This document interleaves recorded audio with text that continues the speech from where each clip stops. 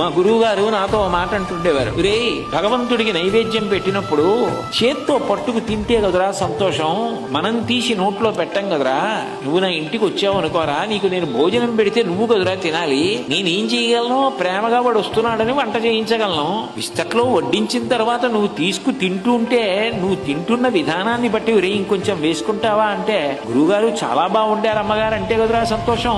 ఏ భగవంతుడు రా చేయి పెట్టి తింటున్నవాడు, ఒక్క సూర్యుడేరా అనేవారు అని మా గురువు గారికి అలవాటు ఉండేది. పాయసాన్నం వండించి ప్రభాత వేళ ఆయన ఆదిత్య హృదయం పారాయణ చేసి సూర్యబింబం ఎదురుగుండా పాయసాన్నం పాత్ర పెట్టి సూర్య కిరణములు, కిరణములు అంటే కరములు, కరములు అంటే చేతులు, నైవేద్యం పెట్టి ఇదిగోరా చూసావా కిరణాలతో చేతులతో ఎలా ముట్టుకుని తీసుకుని తింటున్నాడో, ఇదిరా పరబ్రహ్మం అంటే, కళ్ళ ముందు కనబడుతున్న పరబ్రహ్మం రా, ఇదిరా నిజమైన ప్రసాదం అంటే, ఇది నాకు సంతోషం రా అని ఆయన ఆదిత్య హృదయం పారాయణ చేసి పాయసాన్నం సూర్యుడికి నైవేద్యం పెట్టి తినేవారు.